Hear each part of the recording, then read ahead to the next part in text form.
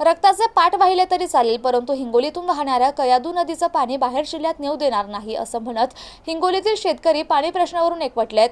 खाबाळा या ठिकाणी बंधाऱ्याचं सुरू असलेल्या कामाजवळ हिंगोलीतील शेतकरी, महिला शेतकरी लेकरं बाळं घेऊन आंदोलन करतायत.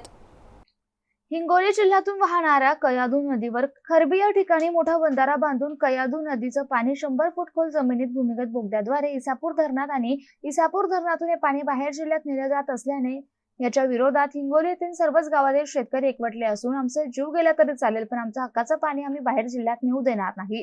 यासाठी शेतकरी एकवटले असून हिंगोलीच्या खांबाळा गावापासून काही अंतरावर भूमिगत बोगद्यातून पाणी नेलं जाणार आहे. त्या ठिकाणी ठिय्या आंदोलन करत आहेत. आंदोलनात विशेष म्हणजे महिला आपली लेकरं बाळं घेऊन आंदोलन करीत असून आमचा जीव गेला तरी चालेल, परंतु आमच्या हक्काचं पाणी बाहेर जिल्ह्यात नेऊ देणार नाही. यासाठी हिंगोलीतील शेतकरी ठिय्या आंदोलन करतायत. आवेश शेख, MCN न्यूज, हिंगोली. हिंगोलीची जीवनवाणी कयाधू नदी, या कयाधू नदीच्या बोगद्याद्वारे जे आहे तर इसापूर धरणात पाणी वळवलं जात आहे. तिथून इतर जिल्ह्यामध्ये ते पाणी जात आहे. मी त्याच ठिकाणी सध्या या कयाधू नदीचं पाणी अडवण्यासाठी किंवा हा काम थांबवण्यासाठी शेतकऱ्यांनी आंदोलन सुरुवात केली आहे. तुम्ही बघू शकता याच ठिकाणून जे तर बोगदा तयार केला जात आहे. हे बोगद्याची खोली जी आहे तर 100 ते 150 फुटाची आहे आणि इथं जे आहे तर पूर्ण त्याचं ब्लास्टिंग करून काम केलं जात आहे.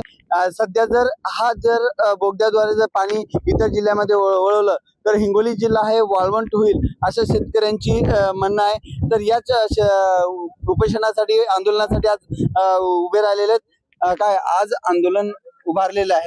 या ठिकाणी पाहिलं असेल, मग आम्ही आंदोलन उभारलं होतं आणि आश्वासन दिलं होतं. त्या आंदोलनासोबत आमच्यासोबत सर्व या ठिकाणचे स्थानिक आमदार सुद्धा होते, कारण त्यांनी सुद्धा आमच्यासोबत असल्यामुळं आंदोलन त्यांनी सुद्धा अधिकाऱ्यांनी लिखित दिलं, आम्ही काम स्थगित करत आहोत.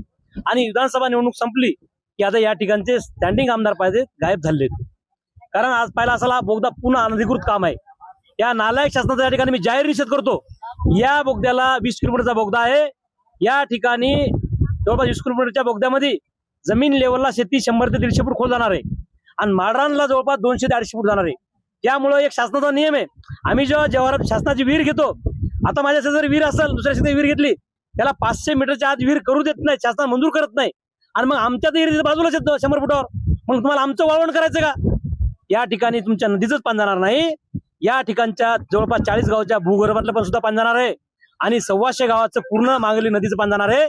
या ठिकाणी पाहिलं असेल, आमदार महोदय साहेब, तुम्ही आतापर्यंत राष्ट्रपती आपल्या इथं आतापर्यंत जलहाऊस करता 3 निवडणुका जिंकल्या. तुम्ही निवडणुकीच्या आधी आमच्यासोबत होते. आजही या ठिकाणी म्हणतो, आमदार साहेबांनी या ठिकाणी निश्चित या आंदोलनासोबत राहावं, तर या ठिकाणचा शेतकरी माफ करणार नाही. कारण या ठिकाणचे पाहिलं एवढं आमचे लेकरबाळ या ठिकाणी येतं, या लेकरांना उद्या या ठिकाणी पियाला सुद्धा मिळणार नाही. शेती सोडून द्या, आमच्या उपजीविकेचा प्रश्न आहे, आमच्या जीवन मरणाचा प्रश्न आहे. त्यामुळं आम्ही कुठल्याही परिस्थितीत हा अनधिकृत बोगदा होऊ देणार नाही म्हणून आम्ही या ठिकाणी आंदोलन करत बसलोय. आता आम्ही संविधानिक मार्ग उपोषण करत आहोत. निश्चित या शासनाने याचा जर हे नाही घेतला, या ठिकाणी आम्हाला जर काही निर्णय नाही घेतला, याच्यापेक्षा उग्र आंदोलन होईल. या शासनाला या आंदोलन अवतार नाही. त्यामुळे आमच्या शेतकऱ्यांचा अंत बघू नये. माझा जीव गेला चालेल, शेतकऱ्याचे पूर्ण रक्ताचे पाठ होतील, पण हे कुठल्याही परिस्थितीत आम्ही काम चालू होऊ देणार नाही, ही आमची मागणी आहे. आणि आमचे रक्ताचे पाठ जरी वाहिले तर आम्ही वाहिले तरी चालेल, पण हा बोगदा होऊ देणार नाही असं शेतकऱ्याचं म्हणणं आहे.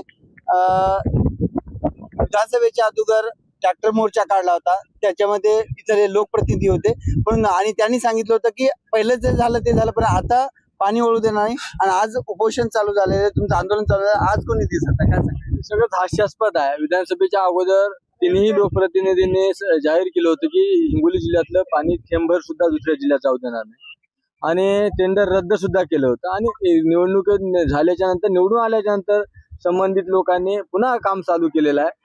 याच्या मागचं काळं बेरं काय हे लक्षात घेण्यासारखं आहे. आणि प्रशासन इतक्या लवकर अलर्ट का होते हे सुद्धा आपल्या मीडियाच्या माध्यमातून आपण लक्ष घेतलं पाहिजे. किमान 200 कोटीचं कमिशन या लोकांनी सगळ्यांनी वाटून घेतलं. त्याच्यामुळं हा बोगदा घालण्याचा घाट संबंधित यंत्रणा करत आहे. पण निश्चितच ते जरी मॅनेज झाले असतील तर या जिल्ह्यातले शेतकरी मॅनेज होणारे नाहीत. निश्चितच या जिल्ह्याला वाळवंट होण्यापासून आम्ही वाचवणार आहोत आणि हा बोगदा कुठल्याही परिस्थितीमध्ये आम्ही होऊ देणार नाही, म्हणजे होऊ देणार नाही. या हिंगोली जिल्ह्याचा अनुशेष असताना या हिंगोली जिल्ह्याचा थेंबभर सुद्धा पाणी आम्ही दुसऱ्या जिल्ह्यात जाऊ देणार नाही. या हिंगोली जिल्ह्याचा पाणी आम्ही दुसऱ्या जिल्ह्यामध्ये जाऊ देणार. आपल्यासोबत शेतकरी आहे, काय तुमची प्रतिक्रिया आहे? पाणी आमची प्रतिक्रिया एकच आहे, आपल्या सर्वांना सांगितलेलं आहे हे जर शासनानं ऐकलं आम्ही हेच गोट्याने बुजून टाकू त्याला डबल सर्व पब्लिक मिळून बुजून टाकू. अधिकारी पोलीसवाले आहेत तुमचे त्यांना सांगा आपल्यासोबत शेतकरी आहे, तुम्ही आंदोलनासाठी आलेले आहेत. काय सरकारकडे तुमची मागणी आहे? आमची मागणी एकच आहे की ना हा बोगदा अक्षरशः रद्द करावा. हा घातक आमच्या लेकरा बाळाला जीवनावर उतरलेला बोगदा आहे. खरं जर पाहिलं तर आमची जमीन जर पाहिलं तर 3 ऋतूमध्ये गाजलेली निसर्ग, कयाधू नदी आणि भूगर्भ.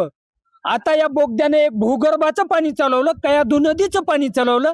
नुसत्या निसर्गावर आमचे लेकरं जगू शकत नाहीत. आणि लेकरं जर जगत नसतील तर आजच आम्ही राहून सेने काय फायदा आहे. यासाठी आम्ही हा बोगदा होऊ देणार नाही. अक्षरशः हा बोगदा रद्द झाल्याशिवाय आम्ही आंदोलन मागे घेणारच नाही. आता तुम्ही म्हणलं की शेतातल्या इरीचं पाणी आटलेलं आहे. अक्षरशः आम्हाला आता शासनाने विहीर दिलेल्या आहेत. इथं 200 फुटावर एक विहीर आहे. ती विहीर आज हे बोगदा 200 फुटापर्यंत जाऊन पोहोचलेला आहे. आणि ती विहीर अक्षरशः आज या बोगद्यामध्ये उतरलेली आहे. आणि आज आमच्या एका आंधरवाडीच्या शेतकऱ्याचा माळवा अक्षरशः वाळलेले. हे जाऊन शासनानं तात्काळ जाऊन बघावं ते माळवं कसं वाळलंय आणि त्या विहीरचं पाणी कसं गेलंय या बोगद्यामध्ये. आणि तशी परिस्थिती पूर्ण शेंगापर्यंत अशी परिस्थिती होणार आहे. आणि मग या विहिरी देऊन सने आम्ही आमचा उदरनिर्वाह कसा जगायचा. त्याच्यापेक्षा आज या बोगद्यासाठी मेलेलं पडतल खाल्लं आम्हाला. पण हे बोगदा नाही होऊ देणार. आम्ही आंदोलन तीव्र करत राहणार एवढं नक्की. आंदोलन मागे घेणार. अजून आपल्यासोबत महिला शेतकरी आहे. तुम्ही आंदोलनासाठी आलेल्या आहात. काय तुमच्या मागण्या आहेत? कशासाठी तुम्ही इथं आले? आम्ही हे रोखण्यासाठी. का बरं रोखायचं? कारण की आता इथं बोगदा होत आहे, हे चांगलं होत आहे, कसं होतं, का रोखायचं? आमच्यासाठी चांगलंच नाही. आमचं पाणीच चाललंय ना. आमचे लेकर बाळ मरतील ना साहेब. शासनाने त्याची दखल घ्या पाहिजे. शासनाने काम बंद करायला पाहिजे. शासनाने हे बोगदा होऊच नाही पाहिजे, उद्या नाही पाहिजे.